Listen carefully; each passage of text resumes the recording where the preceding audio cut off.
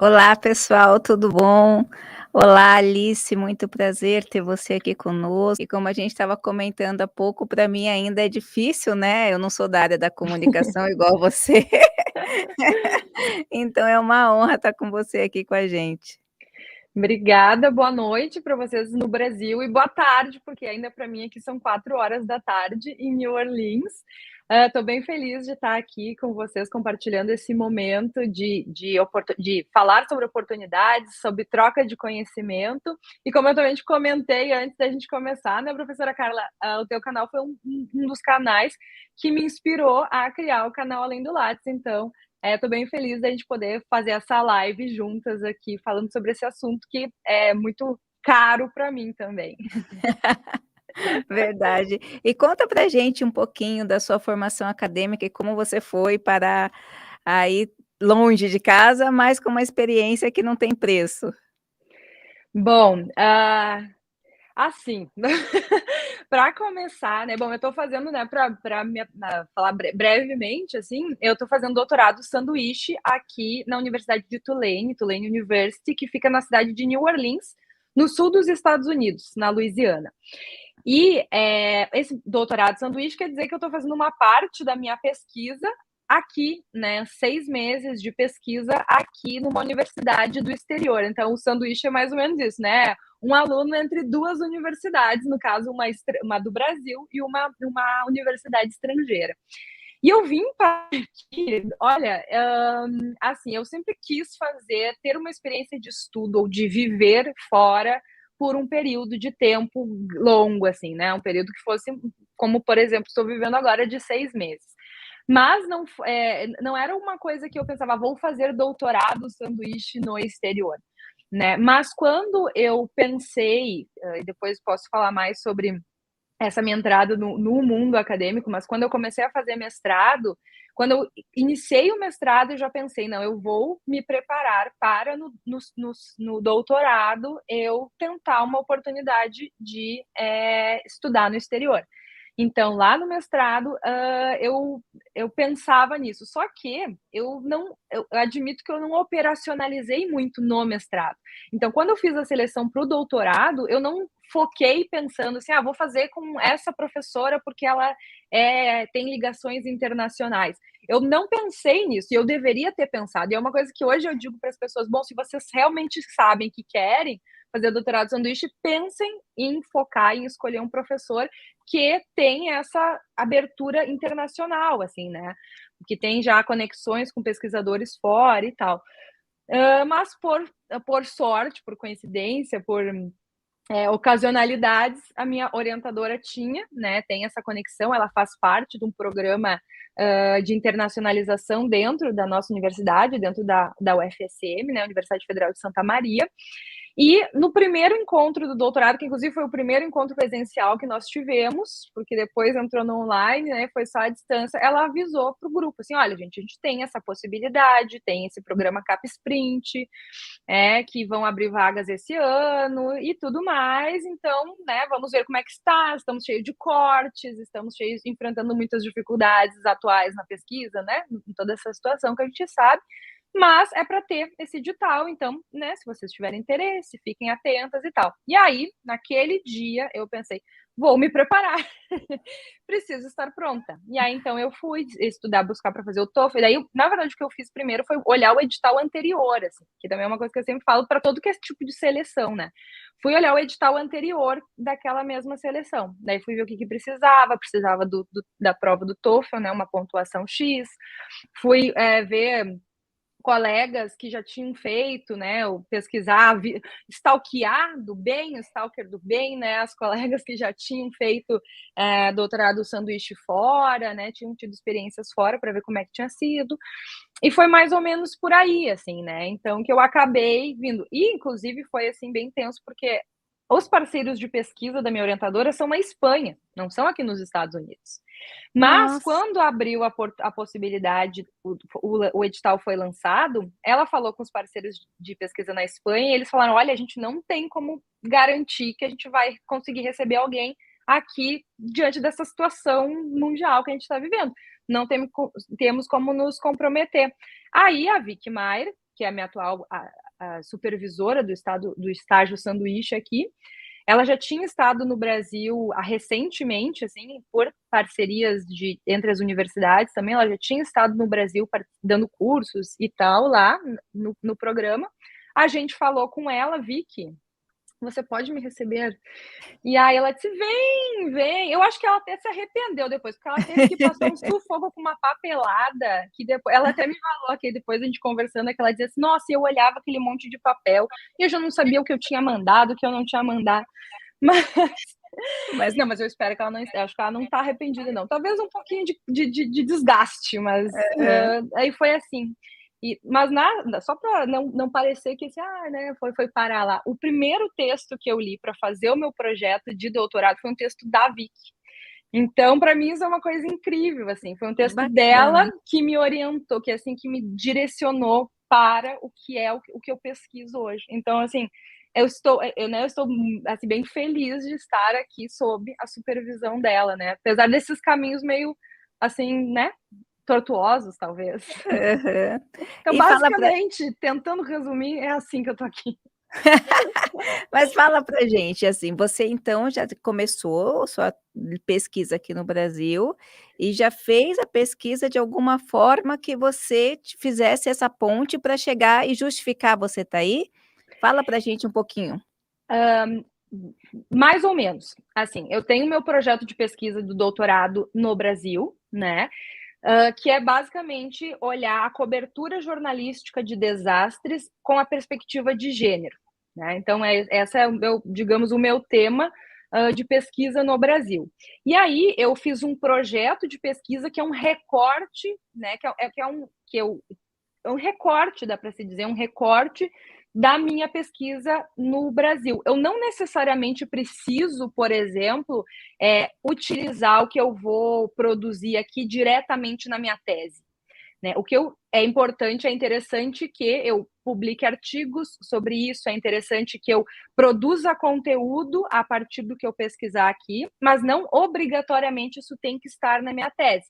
Eu quero, e pelo que eu tenho pesquisado aqui, eu vou conseguir aproveitar na minha tese a bibliografia, referências, até mesmo entrevistas na minha tese, mas o que eu fiz foi um projeto específico para este período de doutorado sanduíche, porque essa é uma outra exigência, né? É ter um projeto que vai ser lido, vai ser selecionado entre outros projetos e que está em adequação com o edital, com os propósitos do edital. Né? No meu caso, o edital de CapSprint, que é um segmento lá de comunicação e informação, agora não me lembro exatamente, mas então o meu projeto tem que estar alinhado com esse edital. E aí então eu fiz esse projeto e é o que eu estou desenvolvendo aqui agora. Quando eu vim para cá, quando eu fiz o projeto, eu fiz baseado refletindo sobre a cobertura do Katrina, né, propondo uma reflexão a respeito do furacão Katrina, que teve aqui em New Orleans, né, breve contextualização, em 2005, foi devastador, assim, deixou 80% da cidade embaixo d'água, tem consequências aqui na cidade até hoje, assim, áreas que são devastadas até hoje. Tem muita pesquisa que foi produzida a partir disso, e então eu fiz essa proposta de pesquisa com relação, que tinha relação com o Katrina. Mas aí, no ano passado, 2021, teve o furacão Aida, que foi de uma intensidade maior do que o Katrina. Porém, os estragos na cidade foram menores, porque na época do Katrina o que aconteceu é que os diques da cidade não aguentaram a força da água, se romperam, e inundaram a cidade. Aí reconstruíram os diques e tal, e aí no Aida os diques aguentaram, então a destruição não foi tão grande quanto foi aliás, nem perto do que foi. Ainda se vê hoje de estragos do Aida, consequências. E aí então, quando eu cheguei aqui, a minha supervisora aqui, né, a minha orientadora aqui me disse, bom, vamos aproveitar e vamos olhar a cobertura do Aida, já que faz mais recente, né, mais atual e não tem tanto conteúdo produzido sobre isso. Então é isso que eu estou fazendo agora. Eu estou analisando, nesse momento, eu estou no momento de coleta de material de reportagens num banco de dados da Tulane, né, num database da Tulane, que é ótimo, porque tem tudo ali reunido e é um acesso que eu tenho aqui, por estar aqui, por ser aluna. Sim.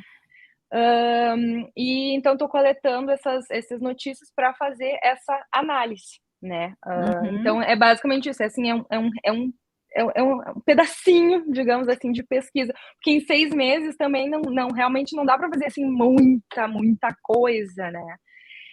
Então, a gente tem que escolher focar num aspecto para conseguir produzir alguma coisa, né, a partir dessa experiência. É verdade. E é uma das grandes dificuldades, né, você encontrar agora um olhar com tantas opções, que você está aí, aparecem Uhum. muitas ideias toda hora, e você tem que continuar firme e forte para não sair dos trilhos, nesse Sim. tempinho que você tem aí. E você chegou aí em quan você estava contando que chegou em outubro? Eu cheguei, foi, na verdade, início de novembro, assim, foi 29 de outubro que eu cheguei aqui, era feriado, que era Halloween aqui, então, tipo, né, eles levam bem a sério o Halloween aqui.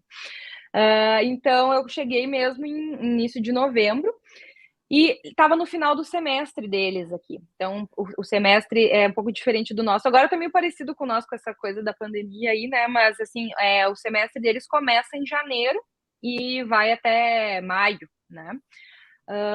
E aí, então, eu lá em novembro, estava no finalzinho do semestre e tal, só que aí eu comecei a trabalhar diretamente com a minha orientadora. A gente escreveu um artigo juntos, que ela já tinha me mandado, assim, me falado sobre esse artigo lá, quando eu ainda estava no Brasil. Eu já comecei a pesquisar umas coisas quando eu ainda estava no Brasil. Aí, quando eu cheguei aqui, a gente, na primeira semana, já fez uma reunião, e a gente trabalhou neste artigo, que está para ser publicado em breve, que é tipo um Uhum. comentário a respeito de um trabalho, assim, eles chamam de commentary, mas é um artigo sobre uma avaliação, assim, de um outro trabalho. Então a gente já fez esse trabalho juntas, e aí logo na sequência que acabou, a gente terminou esse artigo, a gente começou então a delimitar essa minha pesquisa, né? A gente delimitou a minha pesquisa, só que aí depois teve essa onda de Omicron, daí foi tudo um pouco Sim. mais difícil.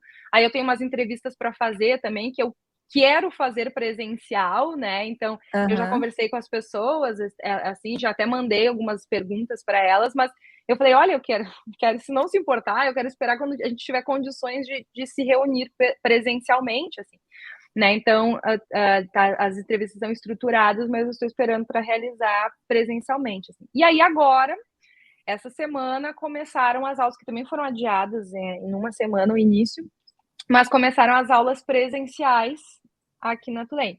Eles estão fazendo só, né, assim, eles fazem controle eles têm um laboratório dentro da universidade que eles fazem testagem de alunos. Eu já fiz várias vezes o teste, porque eles chamam, assim, aleatoriamente, e aí a gente tem que ir lá fazer o teste para manter, e aí tem que, e todo mundo teve que colocar no sistema lá um comprovante de que estava negativo, todo mundo tem que estar vacinado, então, assim, tem esse controle bem, bem rigoroso para, pelo menos, tentar manter, assim, um ambiente saudável, né, assim, Uhum. nesse quesito.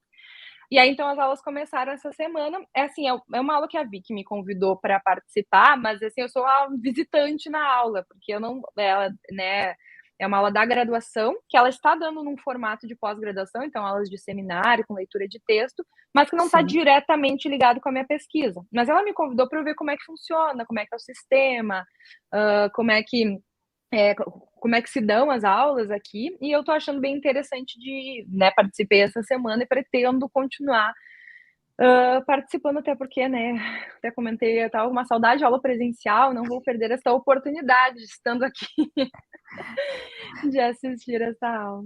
Nessa sua perspectiva, né, a gente fala muito, eu tenho conversado com alguns colegas sobre a aula presencial, né, sobre essa Uhum, embora a gente saiba que a tecnologia veio para ficar, é uhum, uma realidade, aproxima as pessoas, mas com relação à aula presencial ainda é uma coisa que faz falta. uhum, Estando aí, fala pra gente um uhum, pouquinho dessa semana. Tudo bem que por causa do movimento, dessa situação toda, você acabou tendo ainda pouca experiência presencial, mas conta pra gente como foi essa semana, quantas horas, é todo dia, não é? uhum. Como que funciona agora? Eu tô, assim, como o meu curso é um curso da área das ciências sociais, né, então a gente não tem aquela experiência do estar no laboratório, porque tem muita gente que tem que ir todo dia para, né, fazer a sua pesquisa no laboratório, tem lá as amostras, né, esse universo paralelo. Então, teoricamente, eu poderia fazer de casa ou me encontrar online com as pessoas, né? Ou até com a minha orientadora. Eu acho que essa é uma vantagem que, digamos assim, o distanciamento social, esse momento pandêmico, assim, acelerou, que tem algumas coisas que a gente pode muito bem resolver online, rapidinho, uma conversa, né? E resolve. Mas essas relações que são interessantes de que a gente esteja presencial, porque é diferente. Eu vou lá na universidade e aí tem um professor, que é o professor Mauro Porto, por exemplo, que ele é brasileiro, mas ele mora aqui, é professor aqui no departamento de comunicação da Tulane.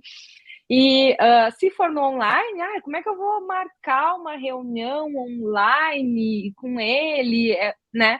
Aí eu mandei meu e-mail para ele, professor, vou estar isso antes da onda do Omicron, estou aqui, me apresentei, né? Posso, né, passar na sua sala para me apresentar, falar que eu tô aqui. E é uma coisa mais informal. Cheguei lá e falei, oi, professor, tô aqui, sou, né, fulana, amiga da, né, conheci outros orientandos dele. E aí ele já me deu umas dicas, fala com a fulana, fala com a Beltrana, porque aqui na Tulane é muito legal também, porque tem uma comunidade que estuda latino-americanos.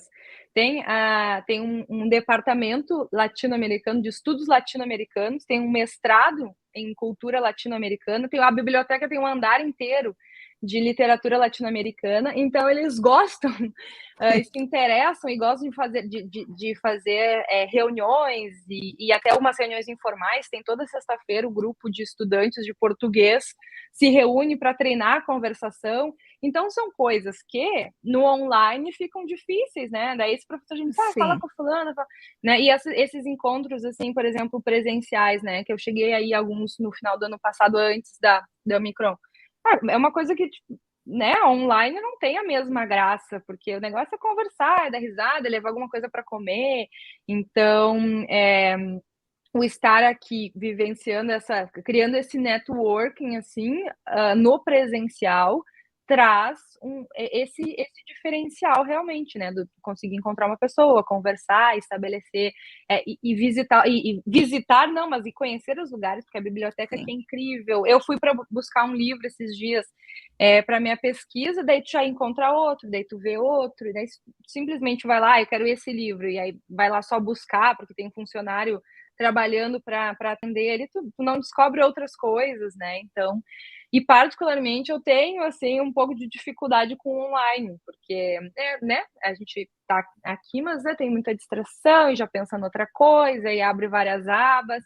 Então, assim, eu preciso no presencial a gente está assim, né, com todas as nossas dimensões ali envolvidas pela essa vivência, né? Então, para mim é bem importante também ter esse presencial, assim, por esse aspecto. E eu tenho estava até comentando com você, eu tenho alguns relatos, eu tenho uma aluna também que está aí, ela comentou que ela sente muita dificuldade, de entenderem o que é o brasileiro. Você está numa Uhum, universidade que tem esse estudo latino-americano, que tem o pessoal que fala português, mas ela falou assim: "Não, aonde eu estou, ela está na Flórida, eles acham que eu uhum, sou, argentina, eles não entendem que o Brasil não é hispano", e eu sinto uhum. um pouco de problema com relação a isso. Fala pra gente você, como é sua experiência? Pois é, até engraçado, é estranho ela estar na Flórida, porque na Flórida ali, pelo que eu sei, Miami, Orlando, tem bastante uma comunidade bem grande de brasileiros, né. Olha, a minha experiência aqui eu não senti tanto isso, mas eu percebo alguns indícios de que de que as pessoas não conhecem muito bem o que é o Brasil, né. Por exemplo, o que que acontece? As pessoas com as quais eu convivo diretamente, por exemplo, a Betsy, que é a dona aqui da casa onde eu alugo, o quarto, ela já teve outros brasileiros que moravam aqui. A minha orientadora, ela ficou 2 anos fazendo pesquisa no Brasil, então ela conhece. Essas pessoas, né, do grupo ali do Porto Lane, que chamam, eles são pessoas que pesquisam o Brasil, a cultura brasileira e tal. Então, deles eu não sinto isso e não percebo, né, dessas pessoas com as quais eu mais convivo. Porém, tem algumas situações que eu passo na rua, no dia a dia, no mercado, nessa vivência no transporte público, né? Que realmente as pessoas elas acham que eu que eu vou falar em espanhol. Ou elas falam e eu não entendo, porque elas falam rápido, né? Assim que nem no Brasil. Se a gente vai conversar rápido ali, uma pessoa que não fala a nossa língua não entende, né? E eles têm um sotaque bem puxado aqui do sul dos Estados Unidos, várias gírias. E aí, às vezes, as pessoas falam comigo, e especialmente no telefone, esses tempos eu passei uma dificuldade para conseguir resolver um problema do meu e-mail com os técnicos da Tulane por telefone, porque eles não me entendiam. E eu não entendia eles. E aí alguém me perguntou assim: tu quer que eu fale espanhol? E eu falei: não, eu só quero que tu fale devagar, entendeu? Claramente, articulando, para eu entender as palavras, entendeu? Só isso. Então, eu sinto que eu ter essas pessoas, que é, de certa forma, um apoio que se tem aqui, né, ajuda bastante a eu não ter essas dificuldades, ou não perceber, ou não me sentir tão impactada. Porque tem uma coisa que é muito engraçada, que o americano, ele é muito direto, assim. Sim. Ele é muito direto na fala. Esses dias eu até compartilhei no meu Instagram lá do Além do Lattes, que eu fui tentar fazer a vacina da Covid, a terceira dose, que eles chamam de booster aqui. E aí eu cheguei lá com minhas vacininhas lá da AstraZeneca, daí a mulher olhou assim, né, mas tem que esperar 6 meses. E aí eu, não, mas no Brasil eles estão vacinando com 5 meses na AstraZeneca. E ela assim, isso aqui não é Brasil, isso aqui é United States. E eu ri, entendeu? Mas assim, só que ela não riu. Ela ficou séria, depois ela riu, mas assim, ela não tava não tava brincando, ela tava falando sério. Porque eles são diretos aqui. Eles dizem, não, Sim. não quero, não posso, não, sabe? E é uma coisa que realmente, assim, a gente tem que ter uma certa. Não, tudo bem, isso não é pessoal, não é comigo, tá tudo bem. É essa pessoa que É assim, quase um é assim, cala a boca. entendeu? Então, realmente, se a gente tá num dia meio abalado, a gente, né, fica assim, compromete nosso equilíbrio. Basicamente assim. E acostumada. Você falou que você alugou um quarto. Fala pra gente com relação a essa estadia, como que foi para você conseguir? Assim, até essa foi uma pergunta que o pessoal colocou ali no canal também. Eu dei muita sorte, na verdade, né? Porque outros brasileiros que já estiveram aqui fazendo o doutorado sanduíche na Tulane ficaram aqui na casa da Betsy, né? Que fica perto da Tulane, que ela é professora da Tulane, então também ela me compartilha, fala bastante, conta histórias, e eu acabo tendo bastante conhecimento sobre o país, sobre a cidade, sobre a história da cidade e a cultura da cidade através dela, que gosta de contar, de compartilhar. E aí, então, esses brasileiros me indicaram para falar com ela. Só que também, antes disso, eu também tinha entrado e estou falando isso para falar opções para as pessoas que não tenham esses Sim. contatos, né? Normalmente tem grupos da universidade, tem grupos assim, brasileiros em New Orleans, brasileiros na Louisiana, né? E provavelmente eu já vi que tem em outros estados, brasileiros na Flórida, brasileiros em Nova York, né? Então, nesses grupos de Facebook é interessante conversar com uma pessoa ou com outra. Antes disso, eu também conversei com outras brasileiras que moram aqui, mas Sim. também por indicação desses colegas, né? Fala com a fulana que mora lá. Porque é uma coisa que a gente tem que ter cuidado realmente, né? De mandar dinheiro para fora, com uma pessoa que a gente não conhece e tal. E aí, então, a Betsy, e na verdade eu digo que é um quarto que a gente aluga, mas na verdade é um espaço bem maior, assim, é um quarto, porque é uma casa, e aí ela mora ali num pedaço da casa, e eu e o meu marido, que está aqui comigo também, moramos é uma sala, um quarto, um banheiro, que fica praticamente privado para nós. Assim, essa sala onde eu tô, que é uma sala compartilhada, inclusive se a Beth se chegar, se o cachorro passar, o gato passar, é isso aí, a sala compartilhada. E a cozinha, né, que é compartilada, o pátio e tal. Então, a gente tem um espaço muito bom aqui. E foi assim que eu consegui, por contatos. Tem também um documento, até posso deixar depois lá na descrição desses nossos vídeos, é um documento que chama Manual do Doutorando Sanduíche Desesperado. Basicamente isso é o nome.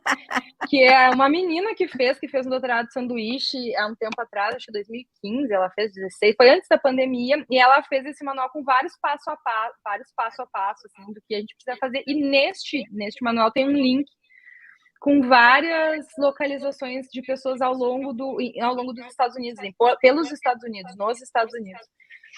E aí, então, lá que eu entrei, inclusive, falei com algumas pessoas para pegar informações. Então, tem um networking bem grande compartilhado ali, que é bem legal. E você pegou os contatos todos aqui no Brasil, com as Todos pessoas no que você Brasil, conhecia e se preparou antes.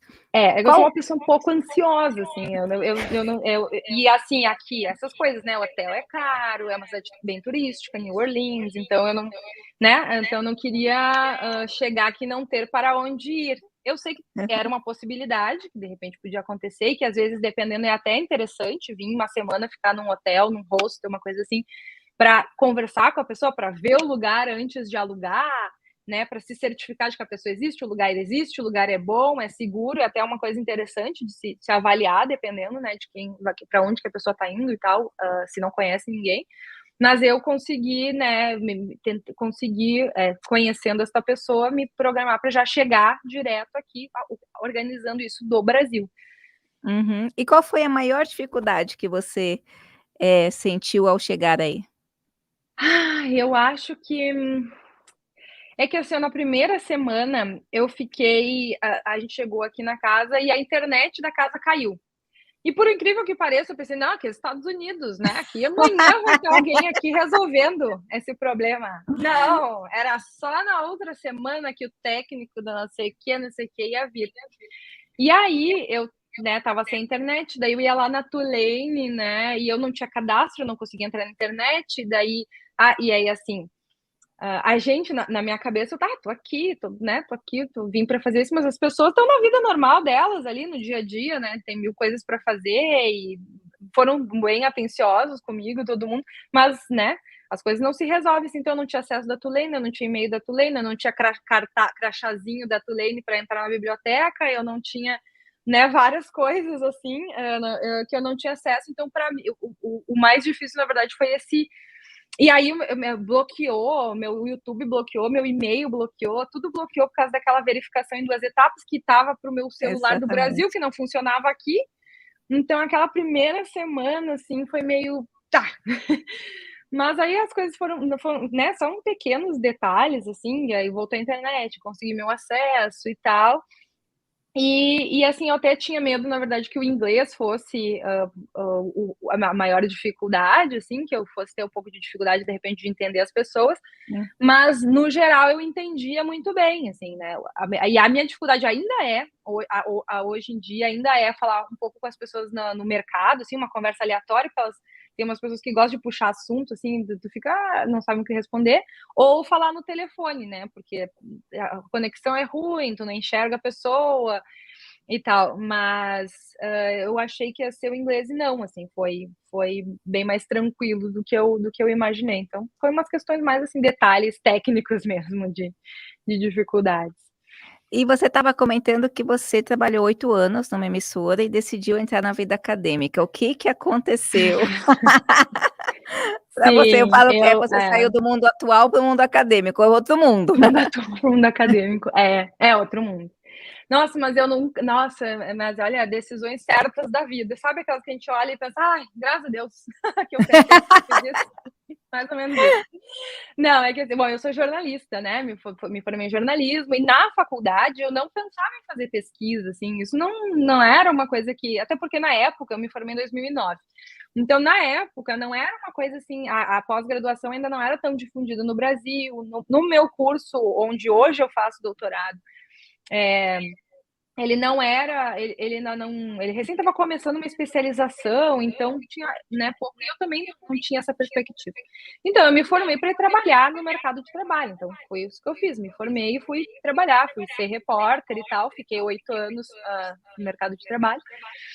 E aí mas eu senti algumas coisas que me incomodavam, algumas coisas da prática jornalística com as quais eu não entendia ou não concordava, mas não sabia como mudar, ou nem mesmo compreendi o porquê que aquilo me incomodava, ou né, não conseguia ter um olhar crítico para avaliar, assim. E aí, e ao mesmo tempo, eu também gosto de estudar, assim, sempre gostei de estudar, de ler e tal, me interesso pelos assuntos, assim. E aí eu fui fazer uma especialização numa universidade particular, né? Porque quando eu fui olhar, vou fazer mestrado. Daí eu entrei lá no site do POSCOM, do Programa de Pós-Graduação em Comunicação da UFSM, e eu não entendia nada. Como é que eu faço isso aqui? Aí eu olhava, me disseram, tu tem que olhar o edital. Daí eu fui olhar o edital, mas não entendia nada. Que projeto de pesquisa? Olhar as linhas, aí eu li aquelas linhas de pesquisa, não entendia nada, fazia o menor sentido para mim. Eu pensei, meu Deus. Aí vou fazer uma pós-graduação, uma especialização na universidade particular, né? Que é mais simples ali para entrar, né? Só uma entrevistinha ali, tudo bem.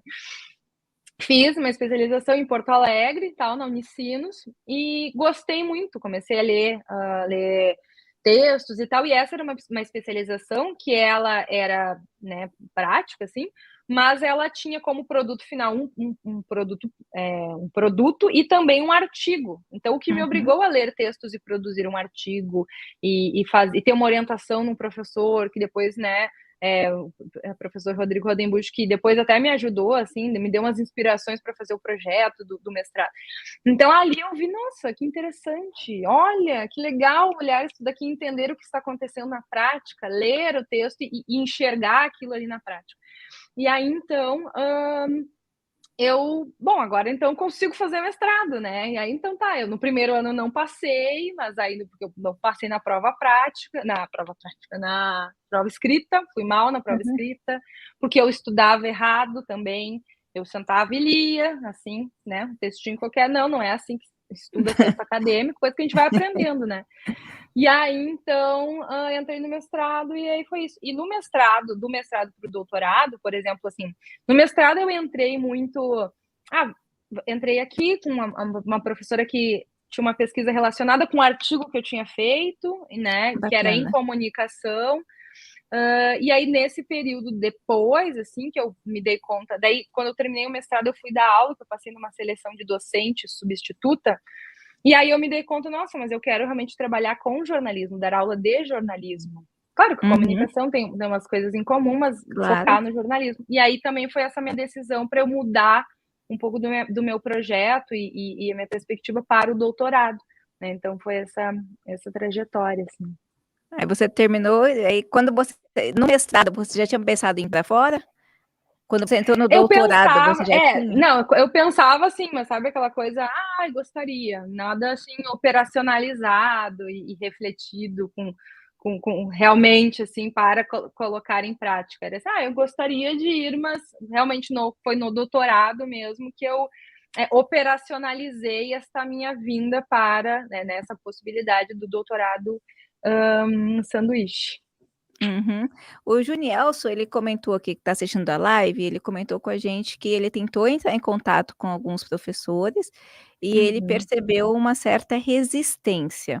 Mas pelo que você está falando, você não entrou em contato direto com os professores de fora, né? Foi a sua rede aqui no Brasil, foi a sua orientadora que saiu encabeçando tudo, possibilitando isso. Conta para a gente um pouquinho sobre isso, até para dar um norteamento aí para o pessoal. Ótimo, ótimo. Estou vendo aqui a pergunta do Junielson. Exatamente. Existem algumas formas da gente buscar esse estágio fora, né? Uma delas foi essa forma como eu fiz, que foi um edital específico, né? Que a minha professora já tinha contatos com outros professores, que com certeza facilita o contato, né? Porque eles já têm ali a relação, já tem né, antecedentes de conversas e tal, de trocas, mas também existe essa possibilidade de o próprio aluno entrar em contato com o professor. Né? E inclusive, conheço pessoas que fizeram isso, que estão agora aqui no doutorado por esta iniciativa. E como que funciona, assim, né? Como que, em tese, a gente tem que fazer, pelo menos, né? A gente acha um professor que tenha relação com a nossa pesquisa, então, normalmente, aquele professor que escreve os artigos que a gente usa muito, né? Esse professor, nossa, ele tem umas ideias que tem tudo a ver com a minha pesquisa. Olha, esse professor está desenvolvendo uma pesquisa que está relacionada com a minha pesquisa e que eu gostaria de passar um tempo, ter uma experiência, aprender com esse professor, né? Usufruir desse conhecimento desse professor presencialmente. E aí, então, a gente entra em contato com esse professor. Mas é interessante que a gente já mande um e-mail estruturado, né? Porque não dá a pessoa dizer, eu gostaria de ir fazer doutorado fora. Eu quero estudar aí. É interessante que já nesse e-mail a gente consiga falar de uma forma objetiva e direta, porque não pode se estender muito também, que se a pessoa não lê, o porquê que a gente quer. Olha, o meu projeto é sobre tal assunto, né? O meu objetivo de pesquisa é tal, e eu acredito que seria interessante se eu pudesse aproveitar o conhecimento que está sendo produzido aí no seu laboratório. E desta mesma forma também, se a gente conseguir colocar ali também uma forma que a gente conseguiria contribuir para o laboratório da pessoa. Porque também tem que ser, né, essas trocas normalmente elas são de dois lados, assim, né? A gente contribui de alguma forma, né? O professor contribui com a gente contribui com o professor também. Então, é legal nesse primeiro e-mail, já nesse e-mail enviar, deixar claro qual é a tua intenção de pesquisa. Olha, eu quero porque eu quero pesquisar isso e eu posso contribuir com tal coisa, né? Eu posso levar minhas pesquisas, posso, né? Sei lá, posso contribuir com o meu conhecimento a respeito de tal coisa, né? Tal aspecto, porque as pessoas têm muitas coisas para fazer e para a gente conseguir captar a atenção de alguém, realmente precisa ter um propósito na nossa fala, né? É só a gente pensar uma na gente. estratégia, né? Exato, é uma estratégia. E também não pode ser aquele e-mail gigante contando a vida, embora a gente queira, e eu sou a pior pessoa para dizer isso, porque eu começo a falar, não paro mais. Mas assim, escreve e depois vai cortando, assim, né? Vai editando as partes, reduzindo a informação para deixar só o essencial. E aí, então, falar com esse professor e aí buscar depois, né, tendo o aceite, a carta de aceite, daí dá para tentar o financiamento da universidade estrangeira e dá para tentar um financiamento pelos meios do Brasil, pelos editais que são publicados no Brasil. Esse que eu fiz é o CapSprint, mas tem o PSDE, se eu não me engano, agora eu não me lembro o nome, mas é um pós-doutorado sanduíche no exterior do CNPq, né? Então, estar preparado para isso e ter um projeto de pesquisa, porque a gente tem que ter dizer assim, olha, porque depois a gente tem muito para prestar contas. Eu faço ali todas as atividades que eu participo, tudo que eu faço, onde eu vou, o que eu produzo, eu já vou anotando tudo ali numa tabela, porque eu vou ter que prestar contas de tudo, porque, né, especialmente no meu caso que eu estou aqui com o dinheiro do governo, de um projeto, né, público, eu tenho que prestar contas da minha produção aqui, né, então... Exatamente. Talvez... Isso é muito importante, porque o pessoal fala assim: "Não, o pesquisador ele vai para fora e não faz nada e volta e não contribui muito". E você falar nisso é bem importante, porque você tem que prestar conta realmente de tudo, o que você fez, o que você produziu, como você participou. Eu queria que Exatamente. você falasse para a gente um pouquinho de documentação, como foi a parte prática da documentação? Olha, essa é a parte mais difícil. Se tem uma coisa difícil é a parte burocrática, porque são muitos documentos, né? E aí, especificamente no meu caso, o que acontece? A gente precisa ter a carta de anuência do nosso orientador. E uma coisa que eu esqueci de falar antes, mas que é importante. A gente também tem que avisar, comunicar, conversar com o nosso orientador no Brasil. Olha, tenho a intenção de fazer isso. Ok, não ok? Teoricamente, ele não vai dizer não te proíbo, mas assim, é o nosso orientador no Brasil, ele tem que estar consciente e muitas vezes ele pode até ajudar e dizer, olha, fala com o professor tal, porque normalmente os professores no Brasil, eles têm contatos externos, assim, né, tem contatos de pesquisa fora. Então, eles talvez vão até ajudar. E aí, então, inclusive, por isso, né, entre os documentos que a gente precisa para fazer o doutorado de sanduíche, isso também varia de acordo com o edital, de acordo com tudo. Mas, basicamente, em geral, o que precisa da carta de anuência do nosso orientador, dizendo, ok, essa pessoa vai estar lá, eu tenho conhecimento, vai ser importante para a pesquisa dela, né, para a tese dela. A carta de aceite do orientador aqui, dizendo sim, né, estou recebendo, né, tá tudo certo. As cartas da universidade, então eu tinha outras 3 cartas ali de níveis dentro da instituição, a pós-reitoria de graduação, a de pós-graduação, a de internacionalização, nem me lembro mais, mas eu tinha pelo menos 5 cartas. E aí o que acontecia? Com a pandemia, ficou muito instável, assim, né? E aí mudava a data, agora não pode mais ir. Daí a CAPES vai dizer, não, agora ninguém mais pode viajar. Ai, meu Deus do céu, muda a data, vê para outra data. Vai, muda a data, 5 pessoas assinam carta e tudo mais, né?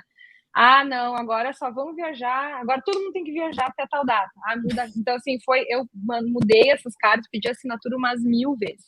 Aí depois, a universidade, dando tudo certo, ok? A universidade vai nos mandar uma carta que chama DS 2019, que é um documento com o qual diz que a universidade está me recebendo lá, que eu tenho condições de pagar. Para receber esse DS, eu também tenho que preencher um documento que a universidade me mandou, no meu caso, a universidade me mandou. Eu tenho que comprovar a renda, né? Além de que eu estou ganhando bolsa, eu tive que usar uns contra-cheques lá da minha mãe, por exemplo, para comprovar, porque a renda que eles exigiam não era maior do que a bolsa que a CAPES me dá, né, me paga aqui. Então eu tive que usar contas adicionais, assim. E aí eles me mandaram esse DS 2019, e aí com este documento, eles me mandaram, não adianta ser tem que ser o impresso mesmo, assinado. Com esse documento, eu consegui entrar no site do consulado americano e agendar o meu visto, que é um visto específico de estudante J1 de duração de 6 meses, que é o tempo que eu vou ficar aqui. Então, especificamente para os Estados Unidos, é assim, né? Pelo que eu sei, todo mundo recebe esse DS 2019, mas nos outros lugares eu não sei como são os procedimentos para o visto. Nos Estados Unidos foi assim, daí entrei no site do consulado, e me inscrevi, paguei várias taxas. Tem um vídeo no canal Além do Lattes que eu explico bem Pode direitinho como falar, pode preencher. falar. Pode Eu falar, pessoal, explico vão bem lá no Além do Lattes. direitinho. É que tá lá bem direitinho, eu mostrei no site, mostro ali no site como preencher algumas dúvidas que eu tive que pesquisar com colegas, assim, e aí, porque tem milhares de páginas lá que a gente tem que preencher no online, né, para fazer o visto. E aí, então, eu tinha dúvida de como colocar, eu tiro essas dúvidas ali nesse vídeo. E aí aí vai fazer entrevista, né, em poucas cidades no país, felizmente tinha em Porto Alegre, que é perto da minha cidade. Fiz o visto, consegui, felizmente. Meu marido veio como J2, que é dependente, assim, né? Ele veio como a gente conseguiu fazer entrevista juntos. Ele também recebeu um DS da universidade. A gente está aqui, a gente tem que pagar um seguro de saúde, né? Porque aqui vocês sabem que das dificuldades dos Estados Unidos é a saúde, é muito cara, não tem saúde pública, que nem a gente tem no SUS. Então as pessoas têm que pagar. E eu pago, e ele paga também. Um seguro-saúde, e que por obrigação por exigência da universidade, é um seguro da universidade, que é inclusive bem carinho. Mas, assim, basicamente de documentação é isso. E assim, esse seguro-saúde é você que paga ou o governo que paga? Esse seguro-saúde, o meu, eu recebo da CAPES, só que tem uma divergência de valores e eles têm que me reembolsar, assim, né? Porque o seguro é mais alto do que eles pagam, então eles têm que me reembolsar. Eles me reembolsam, de fato, atrasadinho, mas me reembolsam o valor. E o Diego, ele paga, né, por conta dele, assim, porque, né, ele, obviamente, ele tá aqui por conta dele. Então, só o recurso da CAPES não seria suficiente. Assim, falando bem sinceramente, é bem complicado, porque o recurso da CAPES e eu acho que isso é uma dificuldade, assim, às vezes, muitas vezes, um empecilho para que as pessoas possam fazer propriamente o doutorado sanduíche, porque as coisas são muito caras, né? E, assim, a bolsa da CAPES, por exemplo, é $1.300 que eu recebo por mês. E só de aluguel aqui, eu pago $700. E não é uma coisa absurda, assim, eu vi por muito mais, e assim, é dentro de uma casa compartilhada. Se eu fosse um apartamento só para mim, não encontra por menos de $1.000, $1.100. Então, realmente é um valor que é um pouco bem defasado, assim, né? E aí tu vai no mercado e as coisas assim, para quem ganha em dólar, não é muito, não, é um valor ok, bem mais em conta do que a gente paga no Brasil em comparação ao salário mínimo brasileiro.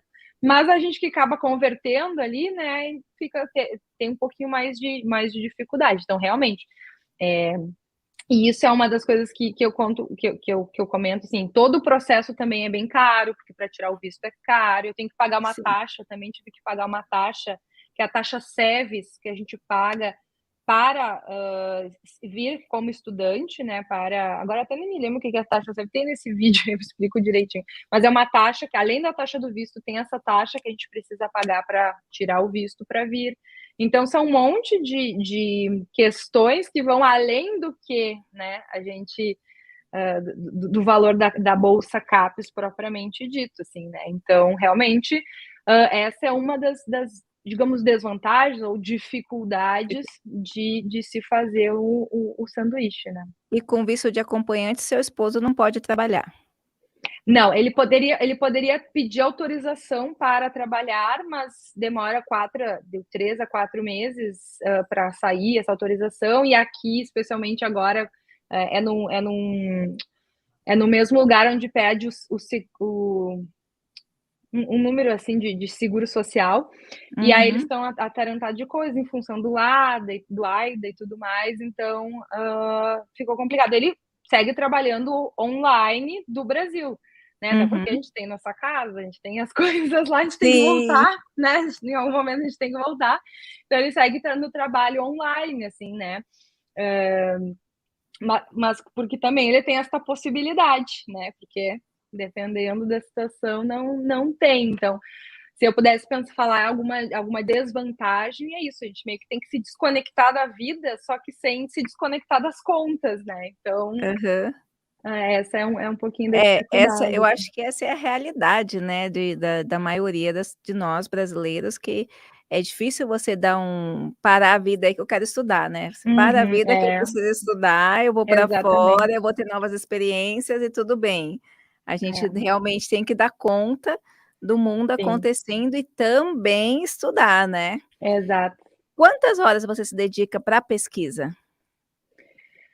Olha, é que assim, eu tento estabelecer uma rotina de trabalho para mim, né? Do início do dia ao fim do dia, era o que eu já fazia no Brasil. Só que nesse período, assim, entre 8 da manhã e 6 da tarde, eu faço outras coisas, assim, eu faço algumas coisas do canal e eu também, por exemplo, faço academia, né? Então, eu não sei dizer exatamente quanto que eu dedico, mas a minha vida é dedicada a isso, assim. As outras coisas, a minha prioridade é a pesquisa, né? A minha prioridade é as leituras, é a coleta do material. Então, as outras coisas que eu faço, eu encaixo nos períodos. Hoje eu vou, hoje de tarde eu vou produzir as coisas para o canal, vou editar, né?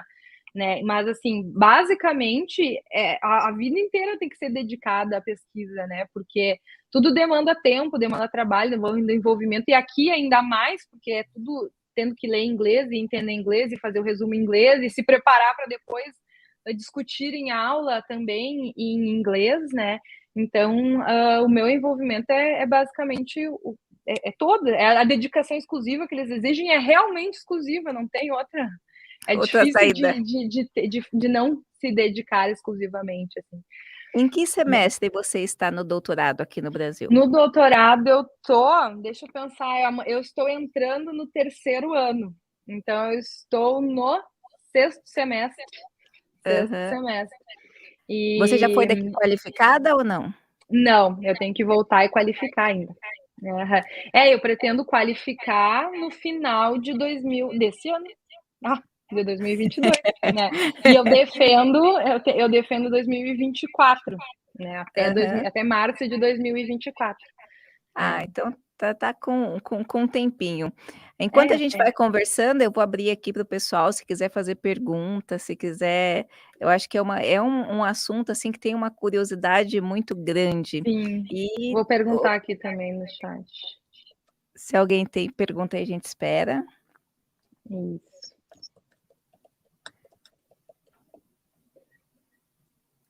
Vamos ver. Tinha mandado uma pergunta com relação à documentação, já falamos sobre isso. Que bom. A documentação é a parte, como você falou, né? Você tem que começar de algum lugar, né? Por onde que eu começo? Entendi que o orientador daqui tem que participar, então é uma participação da orientação da universidade. É importante ter uma faculdade que tenha essa parceria, essa internacionalização, as redes de contato para receber o estudante aí fora também, e outros caminhos, né, ontem mesmo eu vi na CAPES que estão abertas algumas inscrições para fazer mestrado e doutorado fora do país, Uhum. mas eu ainda vejo mais para doutorado e pós-doutorado. O Uhum, uhum. mestrado ainda eu acho que são iniciativas pequenas, assim, bem modestas, e eu acredito que seja por causa do tempo, né, são 24 meses, então é um tempo difícil de você conciliar para cumprir créditos, fazer a dissertação, fazer a pesquisa fora, Uhum. voltar, e a gente tem isso. E eu só para complementar isso que tu estava falando, eu acredito, pensando, refletindo sobre mim, assim, no doutorado a gente também já tem mais segurança da nossa pesquisa, assim, a gente já tem uma compreensão melhor de como que funciona a pesquisa, o que eu tenho que fazer, o que eu não tenho que fazer, porque no mestrado eu, pelo menos, ainda estava assim bem entendendo o mundo acadêmico, aprendendo como é que eu publico, aprendendo como é que eu faço um artigo. Claro que porque eu não fiz isso na graduação, né? Então, digo de mim. Eu ainda estava aprendendo como é que como é que funcionava propriamente a pós-graduação. No doutorado, não estou dizendo que não temos dificuldades, temos várias, muitas, né? De diferentes níveis, de diferentes naturezas. Mas a gente já sabe mais ou menos o que a gente tem que fazer, já tem ideia mais ou menos do que precisa para fazer um artigo, mesmo que eu não vá com um artigo pronto daqui, porque talvez não dê tempo, mas eu já vou ter com material coletado, já vou ter embasamento teórico, né? Então a gente consegue, eu acredito que fazendo isso no doutorado, aproveitar muito mais o tempo que se fica fora, né? De uma forma muito mais produtiva a nosso favor, né? A nosso favor, para construir nosso currículo lá, para estabelecer conexões. A gente se sente mais segura também de conversar com as pessoas, com os professores, para falar da nossa pesquisa, para fazer perguntas a respeito das pesquisas deles. Então, eu acredito que é uma forma, é melhor investir nessa experiência internacional mesmo no doutorado, ou depois um pós-doc também, né? Ou os dois, quem sabe? Mas mais para frente, assim, num estágio mais maduro, digamos assim, de desenvolvimento acadêmico, né? Temos Aham. uma dúvida, então. E o que você tem, assim, de perspectiva quando você voltar? O que você acha que isso vai te agregar? Quais são suas ambições futuras que pode trazer? Pois é, o que eu penso? Eu penso nessas possibilidades de networking, né? Primeiro de publicação junto com a minha orientadora e de publicação em revistas internacionais, que conta bastante, né, para o currículo Lattes.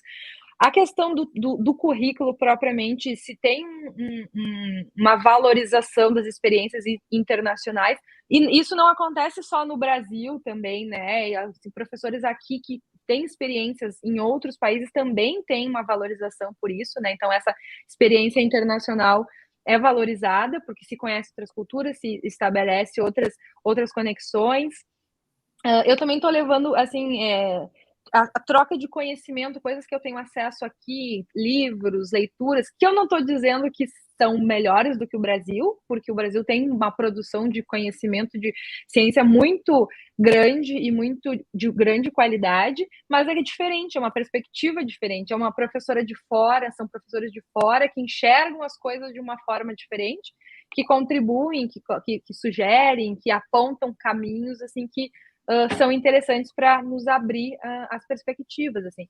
Então, o que eu pretendo, o que eu gostaria, né, de agregar no meu currículo para que eu possa continuar estudando, de repente um pós-doc, e futuramente ser professora, né, numa universidade particular, numa universidade pública, que eu possa utilizar esse conhecimento de uma forma a, né, dar aula e produzir Sim. bons jornalistas, bons comunicadores no futuro, né? Isso é muito importante. O Valber tem uma pergunta aqui. Você tem alguma pergunta aí com você no Eu tenho 2 perguntas aqui, eu posso colocar no nosso chat aí, e aí colocamos na tela, pode ser? Será que a gente Pode ser, consegue? Então tá. Mas passa pra podemos fazer essa pergunta aí. Pode ser essa do Valber, se você quiser também. tá. Então você pode começar com a do Valber e o Guilherme coloca para a gente depois essa... Tá, as outras duas ali. A questão do câmbio mais em conta seria um motivo que muitos brasileiros estão indo estudar no Canadá. Oh! Olha, eu não sei, nem sei quanto que tá o câmbio, na verdade, do Canadá agora, mas assim, ó, vou dizer para vocês que o câmbio aqui nos Estados Unidos é bem complicado, porque agora deu uma baixadinha, assim, mas tá quase seis reais, né, o dólar. E aí eu recebo a minha bolsa CAPES em dólares, mas eu recebo em reais, tipo, o valor em dólares em reais. Então, Até chegar eles aí me já... pagam em reais, e aí eu tenho que fazer a conversão aqui para os Estados Unidos. Então, eu fiquei agora, no final do ano, que estava essa função, um tempão esperando, todo dia eu olhava lá quanto é que estava a cotação, até que eu mandei um pouquinho de dinheiro, porque estava, quando a CAPES me pagou, estava um valor, e quando eu fui converter, eu ia perder pelo menos uns $100 ali, que faz bastante diferença, né? E eu não sei quanto que está a cotação no Canadá, mas isso é uma coisa que é interessante de se levar em consideração, porque também existem outros países que talvez seja mais barato para se conseguir se manter. Por exemplo, tem uma colega minha que ela fez um doutorado de sanduíche em Moçambique. Eu não sei qual é o câmbio de Moçambique, né? Mas, assim, digo, países latino-americanos que têm um câmbio parecido com o Brasil, ou países, né, de outras regiões que têm um câmbio mais parecido do Brasil, sim, é uma questão a se considerar, de repente, porque a gente não pode achar que só porque está nos Estados Unidos que é maravilhosa a produção, que tudo é sensacional, que não sei o quê. Não, é ótimo, é maravilhosa, do Brasil é ótima, é maravilhosa, da África do Sul é ótima, assim, cada país tem as suas particularidades e tem a sua as forma suas de qualidades. desenvolver, né, de determinados estudos. Então, de repente, encontrar outras, quem pensa nisso e tem esse medo do câmbio, pensar em alternativas na Argentina, por exemplo, no Chile, né?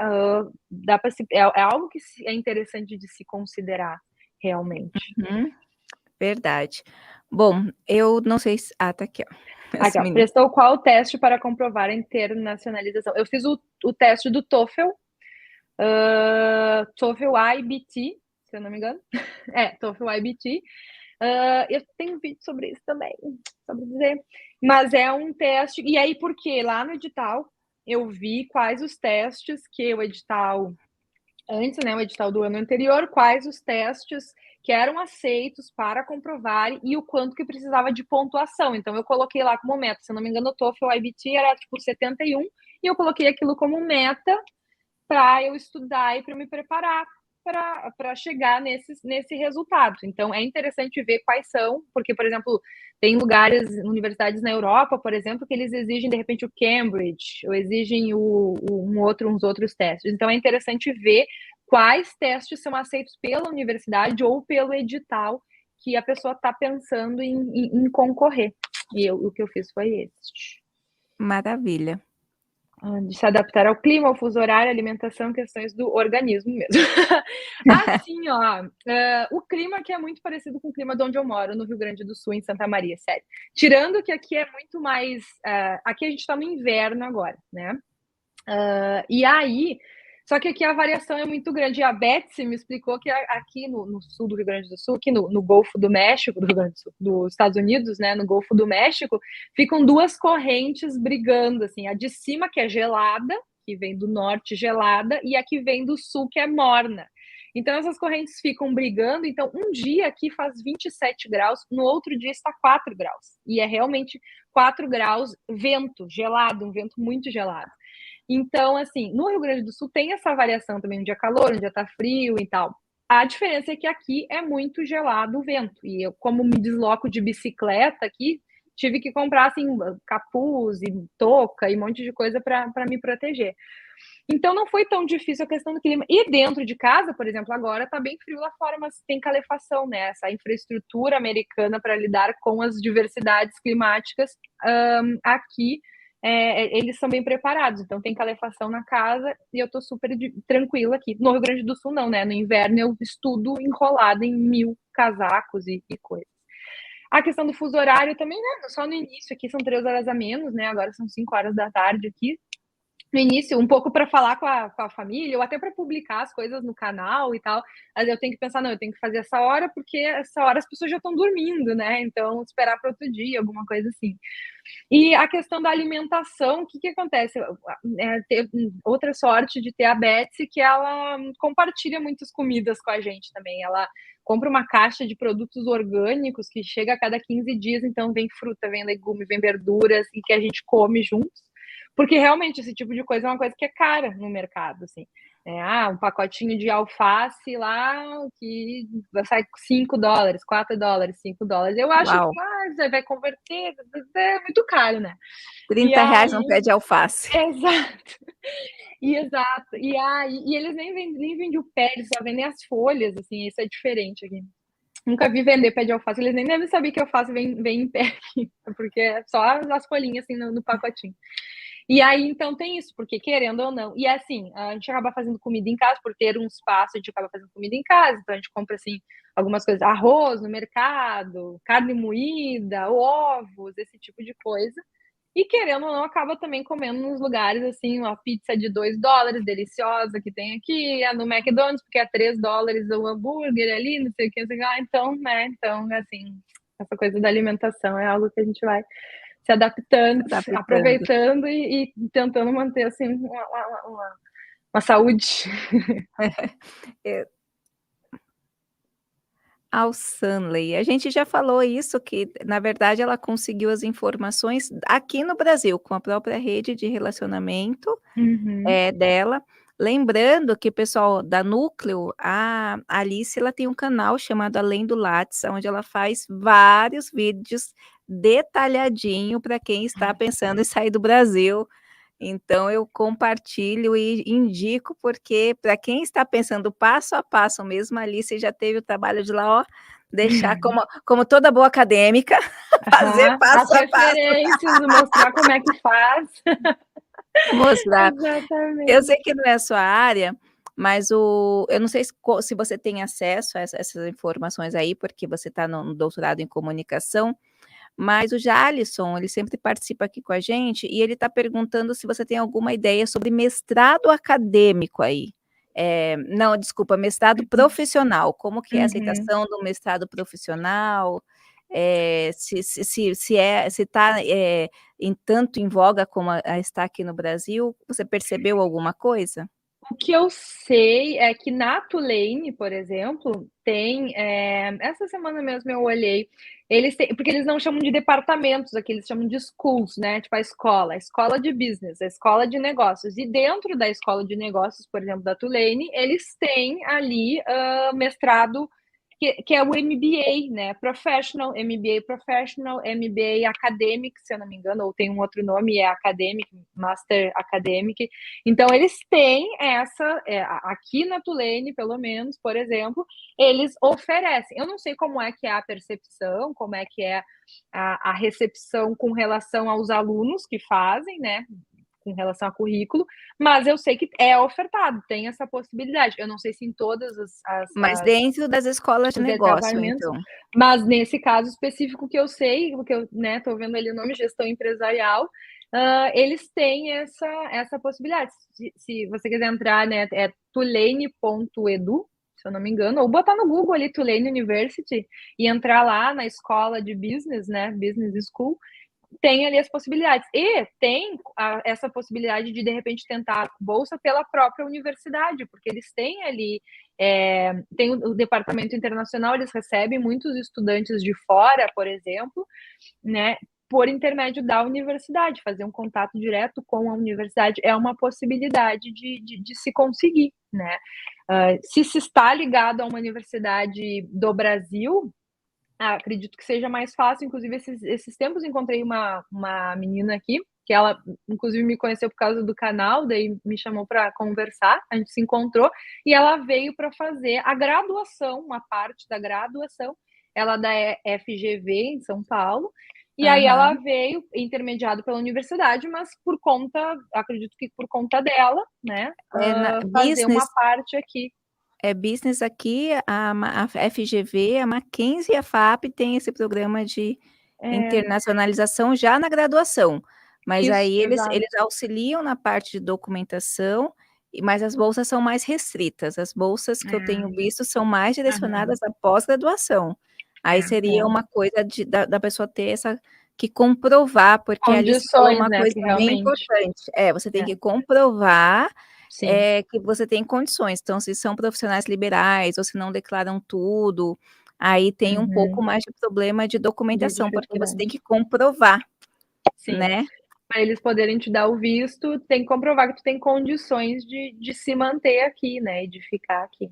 É. Exatamente, até mesmo porque é um jeito deles se, resguardarem, né, na É, questão do pessoal que exato. quer ir para estudar e não voltar Não mais. volta mais, exato, exatamente. E no meu caso, por exemplo, eu também, além dessas comprovações, eu tenho obrigações com a CAPES de retorno, né, então eu tenho que voltar, eu tenho que permanecer um "X" tempo no Brasil, eu tenho que comprovar que eu voltei, né, então tem uma série de comprovações que a gente precisa fazer para, né, ser liberada a bolsa e tudo mais. Tá certo. Vamos ver se tem mais alguma pergunta para a gente encerrar também, senão a gente fica falando. São 2 Sim, acadêmicas, a gente fica 3 horas aqui. horas, horas. Eu fico vendo a meninada, né, elas gostam de aulas de 5 minutos, 7 minutos, 9 minutos no máximo. Eu falei: "Olha, vocês não estão na pós-graduação, porque lá são aulas de 2, 3, 4, 5 Aham, horas, sim. batidão". E a minha dificuldade, olha, eu faço os vídeos, eu faço um roteiro, eu faço objetivo, quando eu vejo eu falo, falo, falo, quando eu tô na edição eu penso: "Meu Deus, esse vídeo desse tamanho, ninguém vai assistir", corto, corto, corto. Eu tenho algumas coisas que não dá pra cortar, porque eu tenho que explicar. Exatamente. Não, mas eu acho que essa é a diferença, né, porque, são informações completas, né, ainda mais nessa Uhum, experiência de ir para fora, de documentação, essa questão valiosíssima que você trouxe da questão do recurso financeiro, de ter que colocar porque às vezes as pessoas ficam, às vezes, presas num sonho, mas numa impossibilidade de executar. Esses dias eu é. fiz um vídeo falando da dificuldade de você fazer um programa desse sendo mãe, e eu tive Ah, muita sim. crítica falando: "Não, não é bem assim, que Uhum. você pode ter filho e fazer tudo", falei: "Não, pode, pode", foi o meu caso, mas é extremamente difícil, porque a Muito pesquisa mais difícil. suga. Você tem que se Uhum, dedicar, igual você falou, você não tem a questão de não se dedicar. Né, você uhum, não uhum. tem a questão de não, "Eu não, vou deixar fazer, eu vou ficar aqui só aproveitando a base de dados". Não, você tem É. que ir, tem que participar, tem que aproveitar as redes de relações, tem que Uhum. aproveitar toda essa questão que é do mundo acadêmico, não tem como escapar, você está aí. E a Sim. questão da produção é bem interessante, porque você estabelece as conexões de produção que vão te dar frutos a médio e longo prazo, não é uma coisa assim: "Não, cheguei, Uhum. publiquei, ótimo, tô indo, tô famosa, vou embora". Exato. É como Não toda é.